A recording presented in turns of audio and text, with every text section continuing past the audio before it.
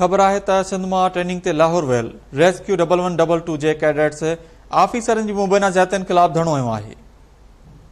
इन हवाले सां लाइन ते मौजूद आहे इकबाल जाकरो। जी इकबाल, तफ़सीली जो जी काजी राबेल, सिंध के मुख्तलिफ ज़िलनि मां पीटीएम की तरबियती वर्कशॉप फायर एंड रेस्क्यू 1122 की तरबियत वियल नौजवान ऐं नियाणियुनि सां इंतज़ामिया जी बदअख़लाक़ी 50 खां वधीक नौजवाननि खे बेदख़ल करण वारे अमल के ख़िलाफ़ मुतासिरीन तरबियत हासिल कंदड़ इदारे के अॻियां एहतिजाजी मुज़ाहिरो करे सख़्त नारेबाज़ी कई है। लाहौर के ठाकुर न्याज़ 1122 ट्रेनिंग अकेडमी में चीफ कमांडर तारक न्याज़ तौरी एमरजेंसी ऑफिसरन सजाद आराइन, तैमूर अली इमरान ऐं ॿिए अमले पारां लाड़कारूं कश्मीर कंदकोट दादू ऐं ॿियनि ज़िलनि खां तरबियत हासिल करण लाइ वियल नौजवान ऐं नियाणियुनि सां बदअख़लाक़ी ऐं खेनि बिला जवाज़ तंग करण ख़िलाफ़ जेके सिंधिया नौजवान तरबियत हासिल कंदड़ सरापा एहतिजाज बणिजी विया आहिनि।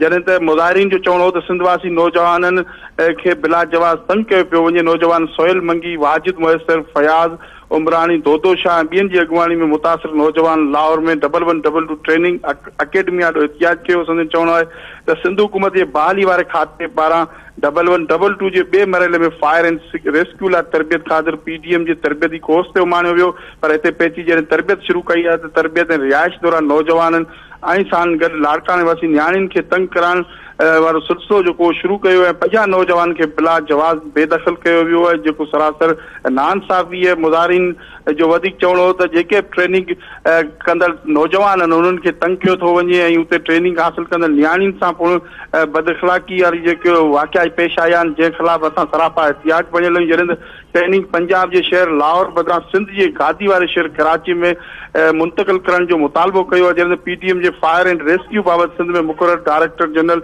डॉक्टर आबिद जलालुद्दीन राब्तो करण ते ॿुधायो त सिंधवासी नौजवान जी एहतिजाज बिल्कुलु थियो, जंहिंजी खेनि ख़बर पई आहे। उम्मीदवारनि पारां सुबुह खां एहतिजाजी सूरत में शिकायतूं साम्हूं आयूं आहिनि, जंहिं बैदि लाॻापियल इख़्तियारनि सां राब्ते में बिला जवाज़ तंग करण मामले ते संजीदा नोटिस वरितो पियो वञे, मुतासिर नौजवान सां इंसाफ़ कयो वेंदो। जी वॾी महिरबानी अपडेट करण लाइ इकबाल जाकरो।